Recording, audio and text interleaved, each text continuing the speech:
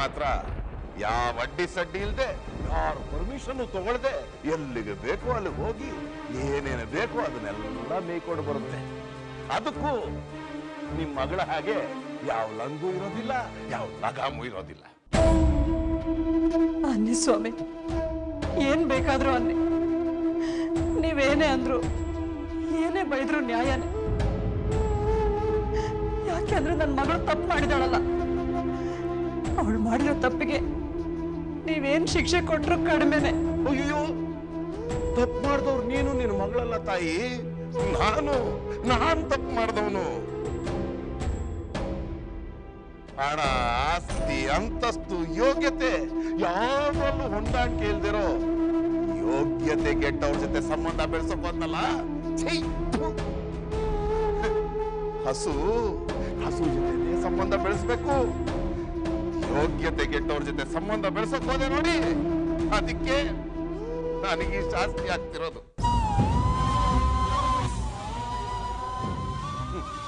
ಅಷ್ಟಿಲ್ದೆ ದೊಡ್ಡವರು ಸುಮ್ಮನೆ ಹೇಳಿದಾರ, ಜಲ ನೋಡಿ ಬಾವಿ ತೋಡ್ಬೇಕು, ಕುಲ ನೋಡಿ ಹೆಣ್ಣು ತರಬೇಕು ಅಂತ.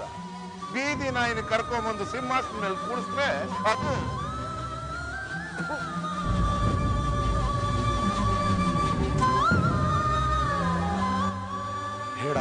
ಬೇಡ ಕಣೆ, ಆ ಹುಡುಗಿ ನಮ್ಮನೆಗೆ ಸೊಸೆ ಆಗಿ ಬರೋದು ಬೇಡ ಕಣೆ ಅಂತ ನಿನ್ನೆ ರಾತ್ರಿವರೆಗೂ ಅಂಗಲಾಚಿ ಬೇಡ್ಕೊಂಡು ಗಿಣಿಗೆ ಹೇಳ್ದಂಗೆ ಹೇಳ್ದೆ.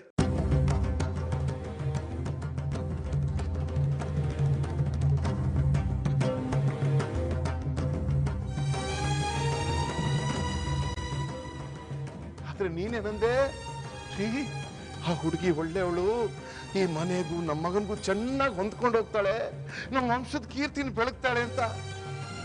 ಈಗೇನಾಯ್ತೆ ನಮ್ಮ ವಂಶದ ಕೀರ್ತಿ, ಅವಳು ಯೋಗ್ಯತೆ, ಇದಕ್ಕೇನು ಹೇಳ್ತೀಯ ಕಾವೇರಿ? ಈಗ್ಲೂ ಅದನ್ನೇ ಹೇಳ್ತೀನಿ. ಶ್ರಾವಣಿ ತಪ್ಪು ಮಾಡಕ್ ಸಾಧ್ಯನೇ ಇಲ್ಲ. ಅವಳು ಹೀಗೆ ಕೇಳ್ದೆ ಹೋಗಿದ್ದಾಳೆ ಅಂತಂದ್ರೆ ಅದೊಂದು ಒಳ್ಳೆ ಕಾರಣಕ್ಕೆ ಇರುತ್ತೆ.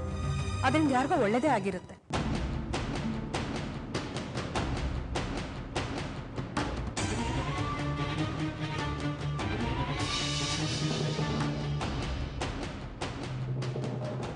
ಯಾರಿಗೂ ಒಳ್ಳೇದಾಗುತ್ತೆ, ನನಗೆ ಮುಖ ತುಂಬಾ ಮಸಿ ಬಳ್ದೋದು. ಮಾತಾಡ್ತಾಳೆ ಮಾತನಾಡಿ, ಮನಸ್ಸಾಕ್ಷಿ ಇಲ್ಲ, ಮಾನ ಮರ್ಯಾದೆ ಅಂತೂ ಮೊದಲೇ ಇಲ್ಲ.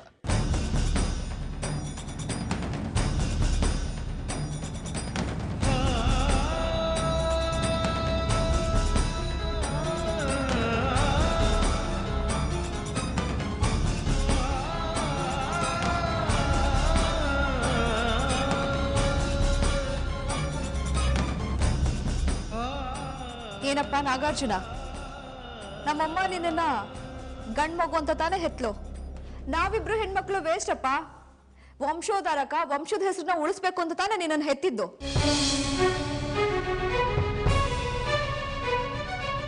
ಅಪ್ಪ ಇಷ್ಟೆಲ್ಲ ಕೂಗಾಡ್ತಿದ್ರು, ತುಟಿ ಎರಡು ಮಾಡದೆ ನಿಂತಿದ್ಯಲ್ಲ. ಅಪ್ಪನ ಮರ್ಯಾದೆ ಹೋಗ್ತಿದ್ರು, ನಿಂಗೇನು ಅನ್ಸೋದೇ ಇಲ್ವಾ?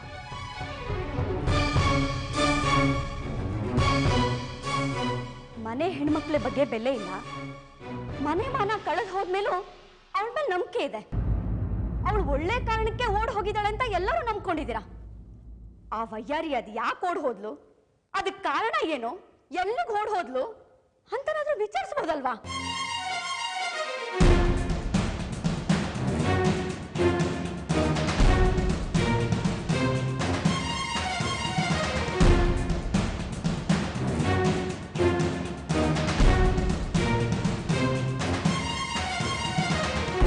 ಎಂತ ಕೆಲಸ ಮಾಡಿ ಬಂದಿದೆ ಅಂತ ಗೊತ್ತಾ ನಿಂಗೆ?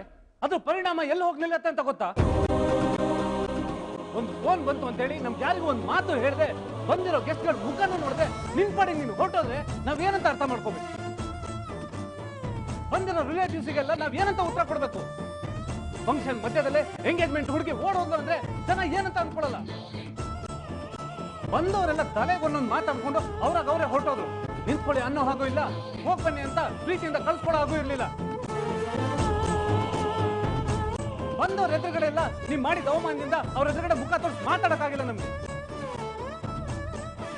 ಹೇಳಿದ್ನಲ್ಲ, ಹಬ್ಬದ ವಾತಾವರಣ ತುಂಬಿದ ಮನೆಯಲ್ಲಿ ಸ್ಮಶಾನ ಮೌನ ಆವರಿಸ್ಕೊಳ್ತು. ಸ್ಟೇಟ್ ಗೌರ್ಮೆಂಟ್ ಮಿನಿಸ್ಟರ್ ನಮ್ ತಂದೆ, ಅವ್ರಿಗಿದೆಲ್ಲ ಬೇಕಿತ್ತ? ನಿನ್ನ ಸೊಸೆಯಾಗಿ ಒಪ್ಕೊಂಡು ತಪ್ಪಿಗೆ ಅವ್ರಿಗೆ ಅವಮಾನನೆಲ್ಲ ಅನುಭವಿಸ್ಬೇಕಿತ್ತಲ್ವಾ? ನಾನು ನಮ್ಮಮ್ಮ ಸೇರ್ಕೊಂಡು ಈ ಮದುವೆ ಏರ್ಪಾಟಲ್ಲಿ ಎಷ್ಟು ಕಷ್ಟಪಟ್ಟು ಮಾಡಿದ್ವಿ ಗೊತ್ತಾ? ಎಷ್ಟು ಕಷ್ಟಪಟ್ಟು ನಮ್ಮ ಅಪ್ಪಂಗೆಲ್ಲ ಒಪ್ಸಿದ್ವಿ. ನೀನ್ ನೋಡಿದ್ರೆ ಎಲ್ಲದ್ರಲ್ಲೂ ಮಣ್ಣು ಸುರಿದ್ಬಿಟ್ಟಲ್ಲ. ಯಾಕೆ ಹೀಗೆ ಮಾಡಿದ್ರೆ ಶ್ರಾವಣಿ?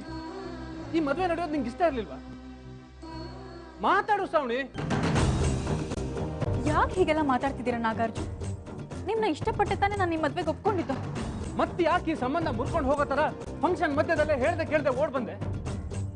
ಹೇಳಿದ್ನಲ್ಲ, ಆಗ ನನ್ನ ಪರಿಸ್ಥಿತಿ ಹಾಗಿತ್ತು, ಬೇರೆ ದಾರಿ ಇರ್ಲಿಲ್ಲ. ಏನ್ ದಾರಿ ಇರ್ಲಿಲ್ಲ? ನಿನ್ ತಲೆ ದಾರಿಗಳು ಬೇಕಾದಷ್ಟಿದ್ವು. ಬಾಲ್ಯ ಆಂಟಿಯಿಂದ ಫೋನ್ ಬಂದಿದೆ, ಮೋಸಮಿಗೆ ಹೀಗಾಗಿದೆ ಅಂತ ನಮ್ಗೆ ಯಾರಿಗಾದ್ರೂ ಒಂದು ಮಾತು ಹೇಳ್ಬೋದಿತ್ತಲ್ವಾ? ನಾನು ನಿನ್ ಜೊತೆ ಬರ್ತಾ ಇದ್ನಲ್ವಾ? ನೀನು ಆಟೋದಲ್ಲಿ ಬಂದಿದ್ದಕ್ಕಿಂತ ಸ್ಪೀಡ್ ಆಗಿ ನಾನು ನಿನ್ನ ಕಾರಲ್ಲಿ ಕರ್ಕೊಂಡ್ ಬರ್ತಾ ಇದ್ದೆ. ಇದಕ್ಕಿಂತ ಒಳ್ಳೆ ಹಾಸ್ಪಿಟಲ್ ಮೋಸಮಿನ ಅಡ್ಮಿಟ್ ಮಾಡಿಸ್ಬೋದಾಗಿತ್ತು. ಇನ್ನೂ ಒಳ್ಳೆ ಡಾಕ್ಟರ್ ಕೈಯಲ್ಲೇ ಟ್ರೀಟ್ಮೆಂಟ್ ಕೊಡಿಸ್ಬೋದಾಗಿತ್ತಲ್ವಾ? ಫಂಕ್ಷನ್ ಮಧ್ಯದಲ್ಲಿ ಓಡ್ ಬಂದು ಅಷ್ಟೆಲ್ಲ ದೊಡ್ಡ ಸೀನ್ ಕ್ರಿಯೇಟ್ ಮಾಡಿದೆಲ್ಲ, ಬಂದು ಇಲ್ಲೇನ್ ಮಾಡಿದೆ? ಮೋಸಮಿ ಕುಡ್ದು ವಿಷಯನೆಲ್ಲ ನೀನೇ ಕಗ್ಸಿ ಅವಳಿಗೆ ಟ್ರೀಟ್ಮೆಂಟ್ ಕೊಟ್ಯಾ? ಅವಳನ್ನ ಪ್ರಾಣ ಅಪಾಯದಿಂದ ನೀನ್ ಪಾರ್ ಮಾಡ್ದ್ಯಾ? ಡಾಕ್ಟರ್ಸ್ ಎಲ್ಲ ಸೇರ್ಕೊಂಡು ಅವಳಿಗೆ ಟ್ರೀಟ್ಮೆಂಟ್ ಕೊಟ್ಟಿದ್ರಿಂದ ತಾನೇ ಅವಳು ಪ್ರಾಣ ಅಪಾಯದಿಂದ ಪಾರಾಗಿರೋದು. ಇಲ್ಲ, ಡಾಕ್ಟರ್ ಟ್ರೀಟ್ಮೆಂಟ್ ಕೊಡ್ಬೇಕಾದ್ರೆ ನೀನೇನಾದ್ರೂ ಬಕೆಟ್ ಪೈಪ್ ಹಿಡ್ಕೊಂಡು ನಿಂತಿದ್ಯಾ? ಸುಮ್ಮನೆ ತಾನೇ ನಿಂತಿದ್ದೆ. ಸುಮ್ಮನೆ ನಿಂತಿರೋದಕ್ಕೋಸ್ಕರ ಆ ಜನರ ಮಧ್ಯದಲ್ಲಿ ಓಡ್ ಬಂದು ನಮ್ಮ ಮನೆ ಮರ್ಯಾದೆನೆಲ್ಲ ಕಳೆದು ಬಿಟ್ಟಲ್ಲ ಶ್ರಾವಣಿ. ನನಗೆ ಒಂದೇ ಒಂದು ಮಾತು ಹೇಳಿದ್ರೆ ಯಾವ ಅನಾಹುತನೂ ನಡೀತಿರ್ಲಿಲ್ಲಲ್ಲ. ಯಾಕೆ ಹೇಳಿಲ್ಲ ಶ್ರಾವಣಿ? ಯಾಕೆ ಹೇಳಲಿಲ್ಲ ಅಂದ್ರೆ ಅಹಂ. ನನ್ನಿಂದಲೇ ನಾನು ಹೋದ್ರೇನೆ ಎಲ್ಲ ನಡೆಯೋದು ಅನ್ನೋ ಅಹಂ ನಿನ್ಗೆ. ನಾನು ಏನೇ ಮಾಡಿದ್ರು ನಡೆಯತ್ತೆ, ನನ್ನನ್ನು ಯಾರು ಕೇಳೋದೇ ಇಲ್ಲ, ಕೇಳೋಕ್ಕಾಗೋದು ಇಲ್ಲ ಅನ್ನೋ ಗರ್ವ ನಿನ್ಗೆ. ಎಲ್ಲ ವಿಷಯದಲ್ಲೂ ಮೂಗು ತೂರ್ಸ್ಕೊಂಡು ಹೋಗಿ ಮುಂದೆ ನಿಂತ್ಕೋಬೇಕು, ಎಲ್ಲರ ಹತ್ರನೂ ನೀನ್ ಒಳ್ಳೆಯವಳು ಅಂತ ಅನ್ಸ್ಕೋಬೇಕು ಅನ್ನೋ ದುರಾಸೆ ನಿಂಗೆ ಅಲ್ವಾ? ನನಗಂತೂ ನಿನ್ನನ್ನ ಸಮರ್ಥಿಸ್ಕೊಂಡು ಸಾಕಾಗೋಗಿದೆ ಶ್ರಾವಣಿ. ನಿನ್ ಪರವಾಗಿ ಮಾತಾಡೋದಕ್ಕೆ ನನ್ನ ಹತ್ರ ಯಾವ ಒಳ್ಳೆ ಪಾಯಿಂಟ್ಸು ಉಳಿದಿಲ್ಲ. ಇಷ್ಟು ಮೇಲೆ ನಿನ್ ಜೊತೆ ಮಾತಾಡೋದಕ್ಕೆ ನನಗೂ ಮನಸ್ಸಿಲ್ಲ. ನಿನ್ಗೇನ್ ಅನ್ಸುತ್ತೋ ಹಾಗೆ ಮಾಡು. ಎಲ್ಲ ನನ್ನ ಹಣೆ ಬರ.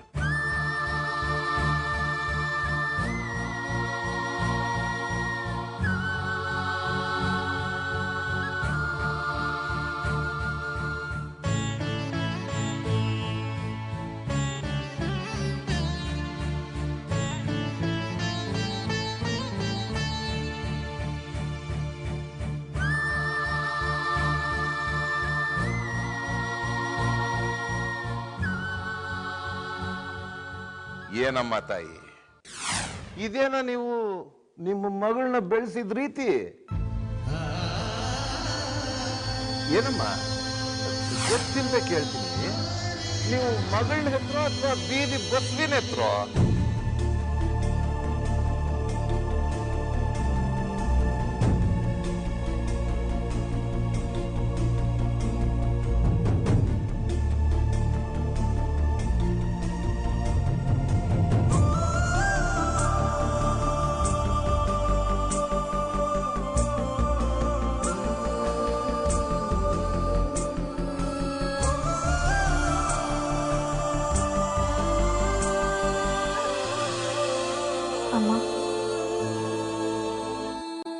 ಯಾಕಮ್ಮ ನನ್ನ ಮೇಲೆ ಕೋಪನಾ?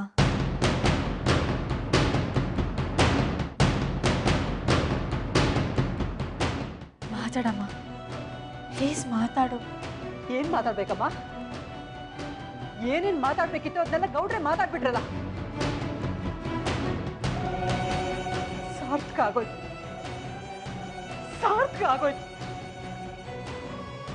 ನಿನ್ನನ್ನು ಹೆತ್ತು ಹೊತ್ತು ಸಾಕಿ ಸಲೈತಕ್ಕೆ ನನ್ನ ಬದುಕು ಸಾರ್ಥಕ ಆಗೋಯ್ತು.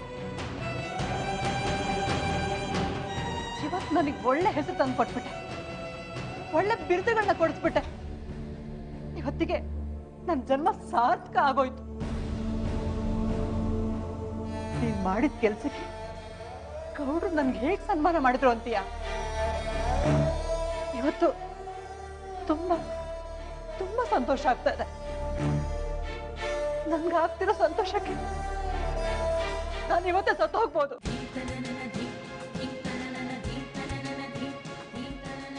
ಅಷ್ಟ್ರ ಮಟ್ಟಿಗೆ ನನ್ನ ಜನ್ಮ ಸಾರ್ಥಕ ಆಯ್ತು ಅನ್ಸುತ್ತೆ. ನಿನ್ನಂತ ಮಗಳನ್ನ ಹೆತ್ನಲ್ಲ ಅಂತ ಗೌಡ್ರು ನನ್ನನ್ನ ಹೊಗಳಿದ್ದು ಕೊಂಡಾಡಿದ್ದು. ಸ್ತೋತ್ರ ನಾಮಾವಳಿ ಏನ್ ಕೇಳ್ತೀಯ, ಶಾಸ್ತ್ರ ನಾಮಾವಳಿ ಏನ್ ಕೇಳ್ತೀಯ? ಅಕ್ಷಾರ್ಚನೆ ಮಾಡಿ ಮಹಾ ಮಂಗಳಾರತಿ ಮಾಡಿಸಿ ದೊಡ್ಡ ಪೂಜೆ ಮಾಡಿ ಸನ್ಮಾನ ಮಾಡ್ಬಿಟ್ರು. ಸಣ್ಣದಾಗಿ ಅವಮಾನ ಮಾಡಲಿಲ್ಲ, ದೊಡ್ಡದಾಗಿ ಅವಮಾನ ಮಾಡಿದ್ರು. ಪುಣ್ಯ ಬಂದಿದ್ರಲ್ಲ 100 ಜನ, ಅವರು ಮುಂದೆ ಮಾತಾಡ್ಲಿಲ್ಲ, ಬರೀ ಮನೆಯವ್ರ ಎದುರಿಗೆ ಮಾತಾಡಿದ್ರು. ಏನಂತ ಮಾತಾಡಿದ್ರು ಗೌಡ್ರು? ಏನ್ ಅನ್ಲಿಲ್ಲ ಅಂತ ಕೇಳು. ಎಲ್ಲಾನು ಹೇಳಿದ್ರು, ಎಲ್ಲಾನು ಏನು ಉಳಿಸ್ದಂಗೆ ಎಲ್ಲಾನು ಮುಗಿಸ್ಬಿಟ್ರು. ಏನ್ ಹೇಳಿದ್ರು ಹೇಳಮ್ಮ.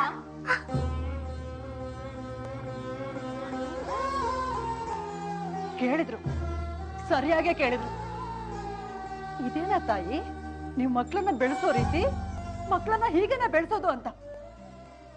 ನೀವಿನ್ ಮಗಳನ್ನ ಹೆತ್ರೋ ಅಥವಾ ಬೀದಿ ಬಸವಿನ ಹೆತ್ರೋ ಅಂತ? ಬೀದಿಗೆ ಬಿಟ್ಟು ಗೂಳಿ ಮಾತ್ರ ಯಾರಿಗೂ ಹೇಳ್ದೆ ಕೇಳ್ದೆ ಎಲ್ಲಂದ್ರಲ್ಲಿ ಹೋಗುತ್ತೆ, ಸಿಕ್ಕಲ್ಲಿ ಮೇಯ್ಕೊಂಡ್ ಬರುತ್ತೆ. ಅದಕ್ಕೆ ನಿಮ್ ಮಗಳ ತರನೇ ಯಾವ ಲಂಗು ಇರೋದಿಲ್ಲ, ಲಗಾಮ್ ಇರೋದಿಲ್ಲ ಅಂದ್ರು.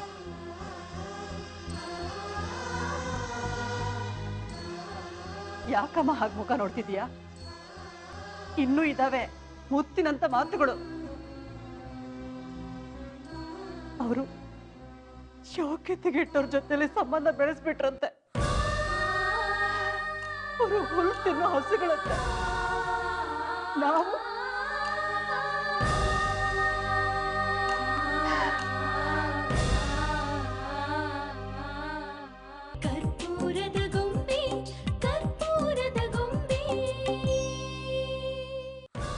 ಸಿಂಹಾಸನ ಮೇಲೆ ನಮ್ಮನ್ನು ಕೂರಿಸಿದ್ರು. ನಾವು ಅದೇನನ್ನ ನೋಡಿ ಅವ್ರು ಹೇಳಿದ್ರು, ನಮ್ಮ ಜೊತೆ ಸಂಬಂಧ ಬೆಳೆಸಿದ್ದಕ್ಕೆ ಅವ್ರಿಗೆ ಒಳ್ಳೆ ಶಾಸ್ತಿ ಆಯ್ತಂತೆ. ನನ್ನ ಕಿವಿಗಳಿಗೆ ಕಾತ್ ಸೀಸ ಸುರಿದಂಗಾಯ್ತು. ನನ್ನ ಕಿವಿಗಳು ಪಾವನವಾಗ್ಬಿಟ್ಟು ಕಣೆ. ಅವ್ರು ಆಡಿದ ಮಾತು ಕೇಳಿದ್ಮೇಲೆ ಈ ನನ್ನ ಕಿವಿಗಳಿಂದ ನಾನು ಏನು ಕೇಳಬೇಕಾಗಿಲ್ಲ. ಹೇಳಿದ್ನಲ್ಲ, ನನಗೆ ತುಂಬಾ ತುಂಬಾ ಸಂತೋಷ ಆಗ್ತಾ ಇದೆ. ನನ್ಗೆ ಆಗ್ತಿರೋ ಸಂತೋಷಕ್ಕೆ ನಾನು ಇವತ್ತು ಸತ್ತೋಗ್ಬಿಡ್ಬೋದು. ಶ್ರಾವಣಿ, ಇಷ್ಟೇ ಮಾಡಿದ್ದೀಯ, ಸಣ್ಣ ಸಹಾಯ ಮಾಡ್ತೀಯಮ್ಮ? ಸ್ವಲ್ಪ ವಿಷ ತಂದು ಕೊಟ್ಬಿಡು, ಅವಳದು ತಣ್ಣಗೆ ಪ್ರಾಣ ಬಿಟ್ಬಿಡ್ತೇನೆ. ಅಮ್ಮ ಪ್ಲೀಸ್ ಅಮ್ಮ, ಹೀಗೆಲ್ಲ ಮಾತಾಡ್ಬೇಡ ನೀನು. ಯಾಕಮ್ಮ? ಬೇಕಾದಷ್ಟು ಸನ್ಮಾನ ಮಾಡಿಸ್ಬಿಟ್ಟಲ್ಲ, ಇನ್ನೂ ಏನಾದ್ರೂ ಬಾಕಿ ಉಳಿಸಿದ್ಯಾ? ಅಮ್ಮ ಪ್ಲೀಸ್,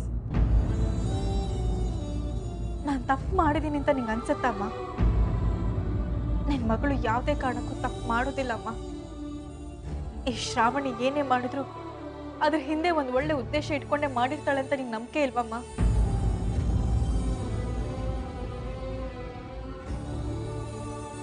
ನಿನ್ ಇದೊಂದು ಗುಣ ಇದೆಯಲ್ಲ, ಇದೆ ಅಮ್ಮ, ಇದೇ ನಿನ್ನ ಹೆಗ್ಗುರುತು. ಇದೊಂದು ವಿಷಯದಲ್ಲಿ ನಿನ್ನ ನಂಬಿಕೆನ ಉಳಿಸ್ಕೊಂಡಿದೆಯಲ್ಲ, ಇವತ್ತು ನಿನ್ನ ಜೀವನನ ಇದೇ ಕಾಪಾಡ್ಬೇಕಮ್ಮ. ನೀನೇನೇ ಮಾಡಿದ್ರು ಅದ್ರ ಹಿಂದೆ ಒಂದು ಒಳ್ಳೆ ಉದ್ದೇಶ ಇರುತ್ತೆ. ಅದರಿಂದ 4 ಜನಕ್ಕೆ ಒಳ್ಳೇದಾಗುತ್ತೆ ಅನ್ನೋದನ್ನ ನನಗಿಂತ ಹೆಚ್ಚಾಗಿ ಕಾವೇರಮ್ಮನವ್ರು ನಂಬ್ಕೊಂಡಿದ್ದಾರೆ. ಅವ್ರು ಇದನ್ನ ಹೇಳಿನೇ ಗೌಡ್ರು ಮುಂದೆ ನಿನ್ನನ್ನ ಸಮರ್ಥಿಸ್ಕೊಂಡ್ರು. ಇಷ್ಟೆಲ್ಲ ರಾಧಾಂತ ಆದ್ಮೇಲೂ ಅವ್ರ ಮನೆಗೆ ಬಂದಿದ್ರು ಕಣೆ, ನೀನು ಹುಡುಕೊಂಡು ಇಷ್ಟು ಹೊತ್ತು ಕಾದ್ರು.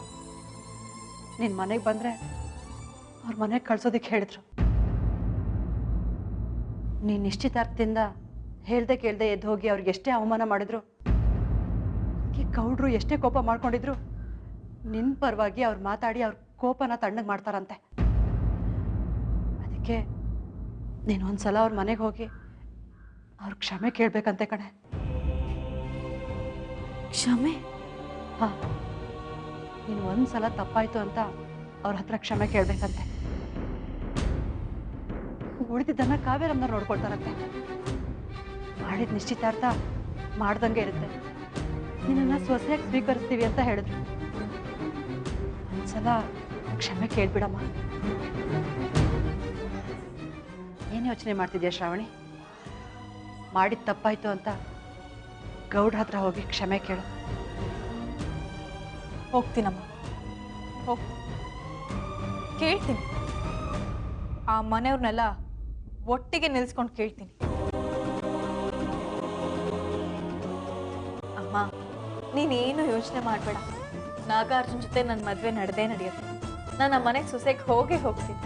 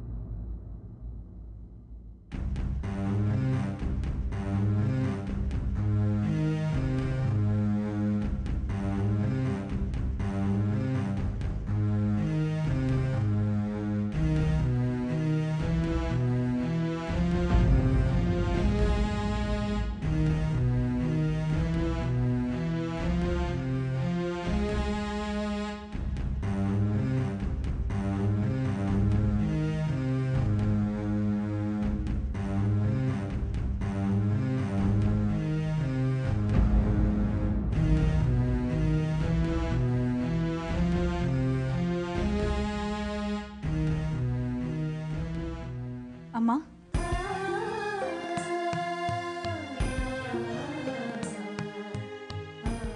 ಶ್ರಾವಣಿ,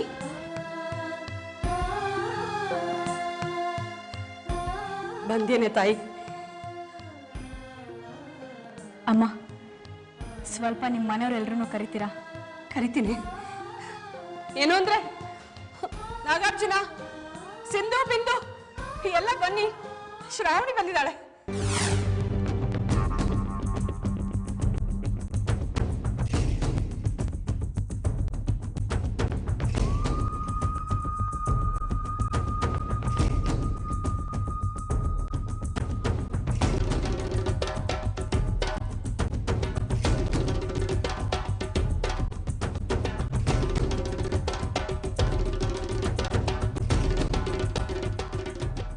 ಆಹಾ, 3 ಜನದ ಮುಂದೆ ಮಾಡಬಾರ್ದು ಅವಮಾನ ಮಾಡಿ ಮತ್ತ್ಯಾಕಮ್ಮ ಬಂದಿದ್ದಾಳೆ ಇವಳು?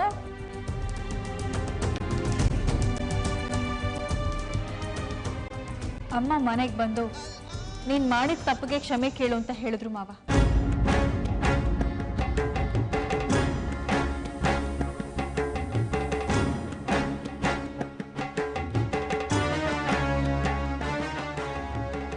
ಅದಕ್ಕೆ ಕ್ಷಮೆ ಕೇಳೋದಿಕ್ ಬಂದಿದ್ದೀನಿ ಅಂತ ಅನ್ಕೋಬೇಡಿ.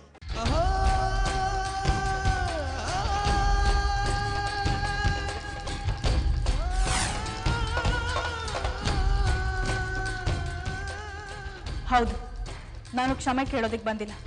ಮತ್ತ್ಯಾಕೆ ಬಂದಿದ್ಯಾ? ನಾನು ಯಾವ ತಪ್ಪು ಮಾಡಿಲ್ಲ ಅಂತ ಕ್ಲಾರಿಫೈ ಮಾಡಿಕೊಟ್ಟು ಮಾಡದಿರೋ ತಪ್ಪಿಗೆ ಈ ಶ್ರಾವಣಿ ಕ್ಷಮೆ ಕೇಳೋದಿಲ್ಲ ಅಂತ ಹೇಳಿ ಹೋಗಕ್ಕೆ ಬಂದಿದ್ದೀನಿ.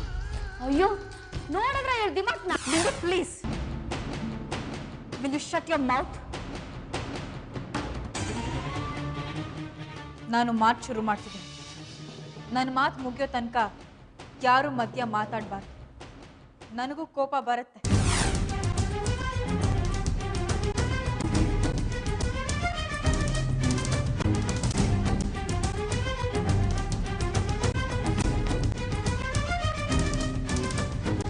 ಎಂಗೇಜ್ಮೆಂಟ್ ಫಂಕ್ಷನ್ ಮಧ್ಯೆ ಯಾರಿಗೂ ಹೇಳದೆ ಕೇಳದೆ ನಾನು ಹೊಟ್ಟೋದೆ ಅಂತ ತಾನೆ ನಿಮಗೆ ನನ್ನ ಮೇಲೆ ಕೋಪ?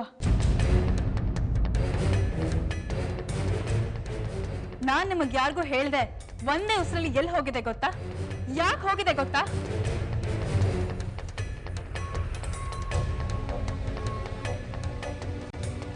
ಮೌಸಮಿ ವಿಷ ತಗೊಂಡು ಸಾವು ಬದುಕಿನ ಮಧ್ಯೆ ಹೋರಾಡ್ತಿದ್ದಾಳೆ ಅಂತ ನನಗೆ ಅಹಲ್ಯ ಆಂಟಿ ಫೋನ್ ಮಾಡಿದ್ರು. ಅದಕ್ಕೆ ನಾನು ತಕ್ಷಣ ಹಾಸ್ಪಿಟಲ್ಗೆ ಹೋಗ್ಬೇಕಾಗಿ ಬಂತು.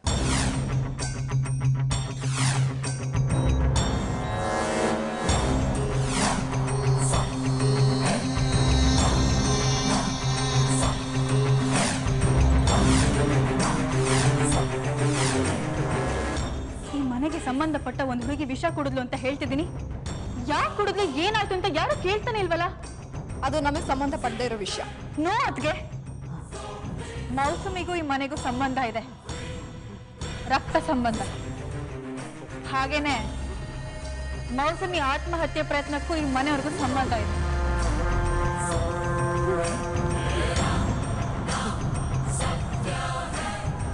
ಇದೇನ್ ಗೊತ್ತಾ? ಸಿಟಿಲಿ ಫೇಮಸ್ ಗೈನಕಾಲಜಿಸ್ಟ್ ಕೊಟ್ಟಿರೋ ರಿಪೋರ್ಟ್.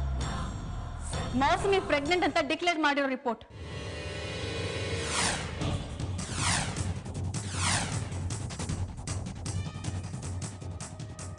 ತಮ್ಮ ಅಳಿದೇವ್ರು ಜಯದೇವ್ ಮೌಸಮಿ ಹೊಟ್ಟೆಯಲ್ಲಿ ನನ್ನ ಮಗು ಬೆಳೀತಿದೆ ಅಂತ ಸ್ವತಃ ಬರ್ಸ್ಕೊಂಡು ಬಂದಿರೋ ರಿಪೋರ್ಟ್.